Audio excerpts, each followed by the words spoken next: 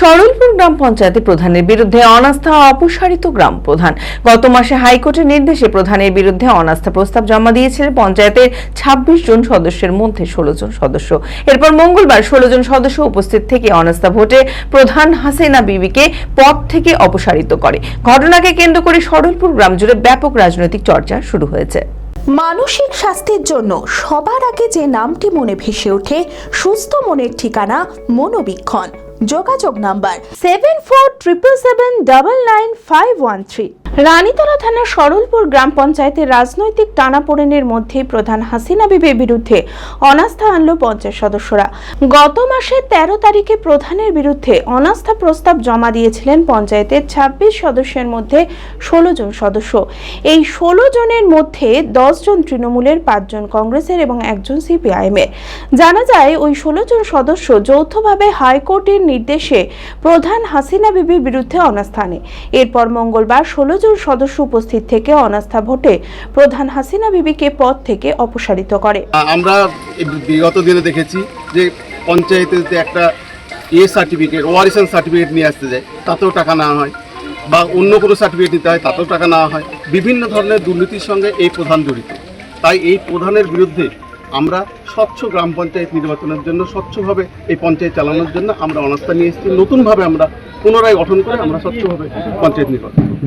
ঘটনাকে কেন্দ্র করে সরলপুর গ্রাম জুড়ে ব্যাপক চাঞ্চল্যের সৃষ্টি হয়েছে। তবে আগামী দিনে পঞ্চায়েতের নতুন প্রধান কে হবে তা নিয়ে জল্পনার সৃষ্টি হয়েছে রাজনৈতিক মহলে।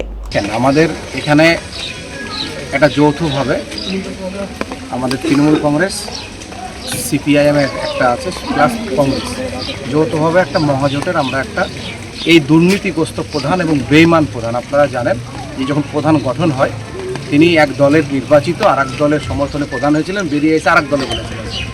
এই যে ৫ মিনিটের মধ্যে বেঈমানি, যে বেঈমান, সেই বেঈমানের আমরা প্রতিকার করার জন্য, এই দুর্নীতিগ্রস্ত এবং বেঈমানকে সরানোর জন্য আমরা সবাই মিলে একটা সুস্থ সরলপুর অঞ্চলকে সাধারণ মানুষের, জনগণের প্রধান পঞ্চায়েত করার উদ্দেশ্যে আমরা এই পথে এগিয়েছি। তৃণমূল কংগ্রেসেরই ছিলেন, কিন্তু প্রধান হয়েছিলেন কংগ্রেসের সমর্থনে।